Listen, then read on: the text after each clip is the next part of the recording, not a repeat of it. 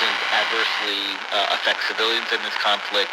We understand that the Egyptians are going to pursue their interests, but it can't come at the expense of civilian casualties. Cameron Hudson there talking to me a little earlier. Muriithi Mutiga in Nairobi from the International Crisis Group. William Ruto, the president of Kenya, was expressing real frustration after just a couple of days of attempting to mediate at the intransigence of the two generals involved in this battle. Is it your sense that they have already decided in their own minds that they have to battle this to the end? I'm afraid it appears so. We have to remember that Khartoum is really important in Sudan. Naturally, it's the capital, but it's also the center of power and resources. So essentially, they see it absolutely as a do-or-die affair.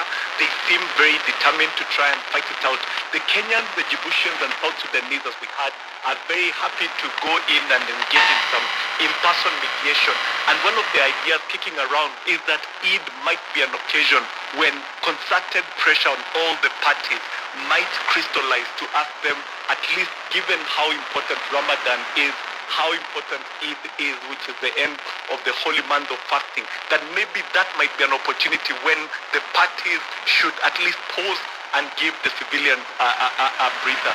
We must remember that Khartoum historically has been the area of refuge in Sudan. It's supposed to be about 5 million, but in reality it's maybe 8 to 10 million people, because it's the area where people flee to. There's no real air bridge.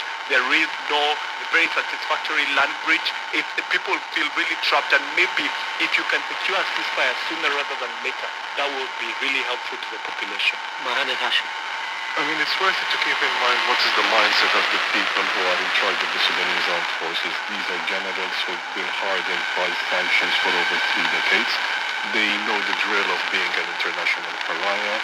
The point that Muriithi made about Eid, I am also a little bit skeptical about that, only because these generals, since they came to power in 2019, every Ramadan there have been a massacre or some sort of a violence, and this war started in the end of Ramadan. There is a genuine core within the military that is currently fighting against the RSF that they see this fight is a fight to the end, because these are former regime loyalists, Islamists, men with battle experience in the civil war against South Sudan, people who are ideological, and there are a myriad of organizations and paramilitary forces that have been disbanded since 2019 that appear from videos we were looking at in social media to have put in combat and return to fighting. This particular element... when they were disbanded, that didn't mean they were disarmed.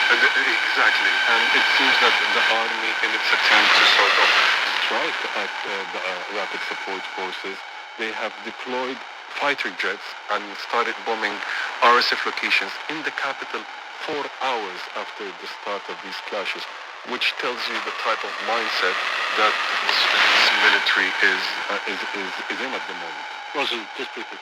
Well, just to say that I think one shouldn't underestimate the role of the old regime element in this whole war.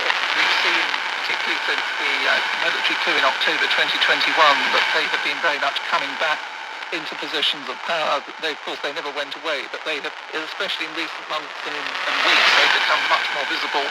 We've seen signs of Islamists and the Shia regime loyalists holding iftars during Ramadan, calling for the release of President Omar al-Bashir, who of course is wanted by the International Criminal Court.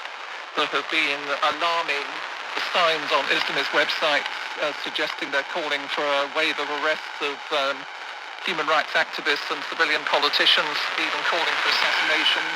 There is, of course, a number of Islamists within the army. So I think one needs to bear this in mind when looking at possible scenarios. If the army were eventually to win an outright victory, then it would almost certainly be associated with the return of a very strong presence of the Bashir regime supporters. Cursed is another way of putting it by its location. 2 of its neighbours, Ethiopia and Libya, have been racked by civil war. A third, South Sudan, was broke the Khartoum after revolt, so briefly suppressed, as we've discussed already in the programme. Western Sudan is Chad, part of the Sahel region of Africa, where armed Islamist groups continue to operate. I wonder, Muriithi, in Nairobi at the International Crisis Group there, when you you look at the links between all the players.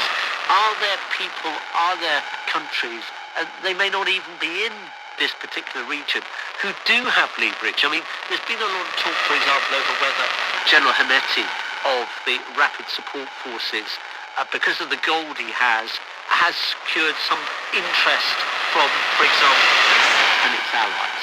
And similarly on the other side, that General Burhan has been warm to the idea that maybe Russia could get the opportunity of having a port in the port of Sudan, actually having a military naval presence in the port of Sudan. Do you give any credibility to those suggestions?